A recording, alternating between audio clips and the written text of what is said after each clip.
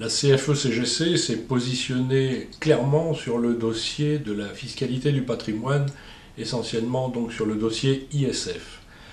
Pour la CFE-CGC, la position qui a été adoptée, c'est une position qui repose sur le principe de privilégier avant tout la taxation des flux. Donc ça se traduit par, à terme, lors d'une réforme fiscale d'envergure, la suppression de l'ISF, parce que là on pourra réaménager l'ensemble des mécanismes de taxation,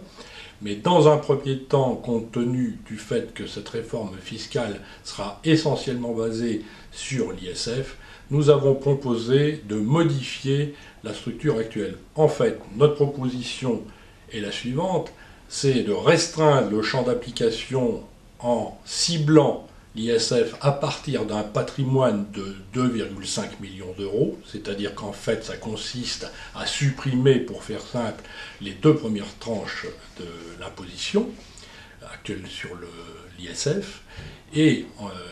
également de modifier les taux marginaux de prélèvement, c'est-à-dire de baisser ces taux d'environ 40%.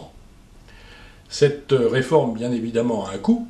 Ce coût, que nous estimons environ de 2,4 milliards, pourrait être financé par différents mécanismes, notamment une meilleure imposition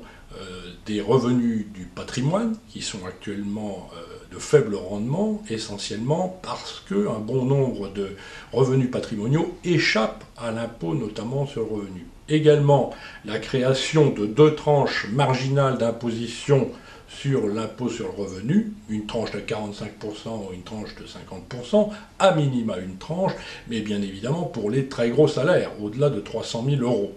Donc voilà en gros l'architecture que nous avons retenue, mais bien évidemment après on doit s'inscrire à plus long terme dans une réforme globale de la fiscalité, puisque actuellement en France cette fiscalité est de plus en plus complexe, de plus en plus injuste, de plus en plus inique, et il ne sera pas très difficile de réaménager l'ensemble en donnant une meilleure visibilité et surtout du sens et de la justice à une réforme fiscale d'envergure.